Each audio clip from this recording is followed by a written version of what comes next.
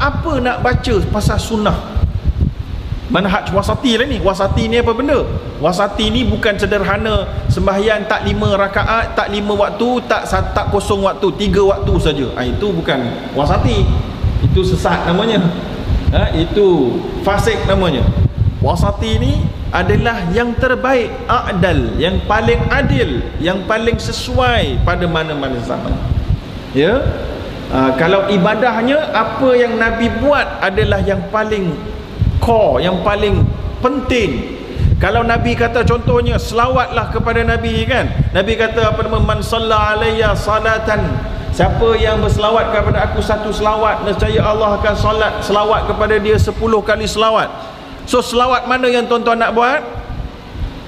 Selawat ada banyak tuan-tuan. Allahumma salli ala Muhammad, ada sallallahu ala Muhammad, selawat juga. So selawat mana? Selawat tafrijiyah, selawat syifa, selawat munjiah, selawat apa ni? Mana satu jenis selawat tuan-tuan nak buat? Kena ngaji tuan-tuan, kena ngaji. Maka jawabnya selawat yang paling utama, yang Nabi kata ini paling utama, adalah selawat Ibrahimiyah yang dalam tahiyat akhir tu. Tapi saya nampak ahli-ahli nasyid kita tak buat pun nasyid selawat Ibrahimiyah, dia buat selawat lain pula. Rugi sikit. Taklah salah, rugi meninggalkan yang utama, meninggalkan yang utama kepada yang biasa-biasa. Selawat yang lain tu bolehlah tuan-tuan nak buat, tapi maknanya selawat yang Nabi berikan pengiktirafan dilupakan. Sama juga dengan istighfar. Istighfar, astaghfirullahalazim, istighfar. Lagi apa?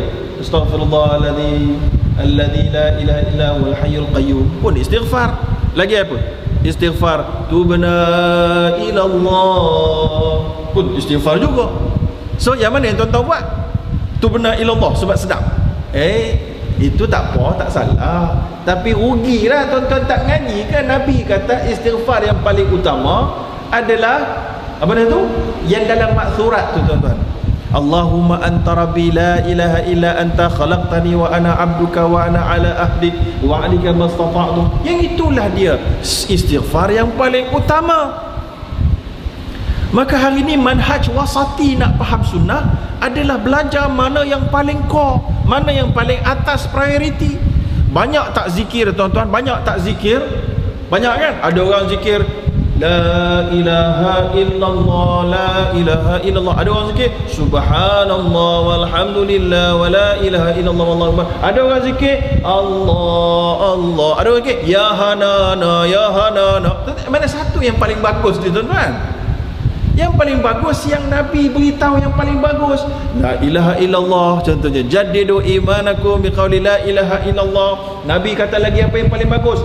Kalimatan khafifatani 'alal lisan, thaqilatani 'alal mizan. Subhanallah wa bihamdi, subhanallahil azim, subhanallah wa bihamdi. Inilah tuan-tuan yang paling utama zikir. Bukan kita kata salah yang lain, tak salah, tapi manhaj wasatinya, belajar yang Nabi berikan prioriti, yang Nabi kata ni bagus ni. 2 kalimah yang ringan atas lidah, berat atas timbangan. Subhanallah wa bihamdi, subhanallahil azim. Kita dok tinggalkan itu, kita buat yang lain. Rugilah tuan-tuan. Tak salah, tak salah kita ilahi la sunil firdausi ahla, tapi Allahumma anta rabbi tu tinggal. Rugi ya tuan-tuan. Tak salah, tak salah. Rugi je, rugi. Kita tak nak rugi tuan-tuan. Kita nak beli barang, nak beli untung. Kita nak pergi pasar, nak beli yang paling kualiti, yang paling murah. Kita nak buat satu benda yang paling banyak markah. Kita nak kerja yang paling banyak gaji. Ada dapat gaji 5,000, yang ni 2,500, ambil 2,500. Ni ada wayang putus ni. Memang mungkin ada sebab lain, tapi nak ceritanya kita nak gaji yang paling banyak. So itu dia poin dia tuan-tuan. Ya, selawatnya, istighfarnya. So kali itu dalam bab zikir. Dalam bab doa pula, doa.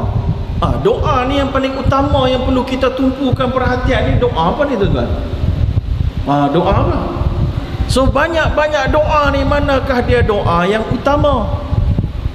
Manakah dia doa yang paling utama tuan-tuan? Banyak doa ni, ya Allah anugerahkanlah aku Mercedes Benz, itu kah? Bukan.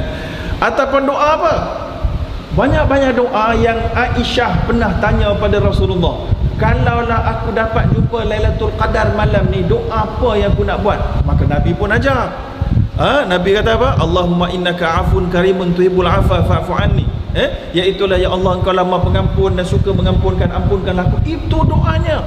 So doa itu kita lupakan, kita buatlah doa-doa lain pelik-pelik macam-macam. Boleh, tak salah, tapi kita rugi. Manhaj wasatinya belajar doa tu dulu. Hafaz tu doa dalam Quran, Rabbana atina. Ketika kita berada di rukun Yamani dengan Hajarul Aswad dekat Kaabah tengah tawaf tu, apa yang patut kita baca semasa antara rukun Yamani dengan Hajarul Aswad? Rabbana atina fid dunya hasanah wa fil akhirati hasanah wa qina adzabannar. Itu doa dia. Itu doa-doa yang utama dia, tuan-tuan. Tak payah kita nak ambil doa-doa. Macam saya pergi ada satu kampung ni, dia sampai percaya kita kena amal doa ni. Doa ni tok guru saya ajar daripada senior. Dia datang daripada guru kan.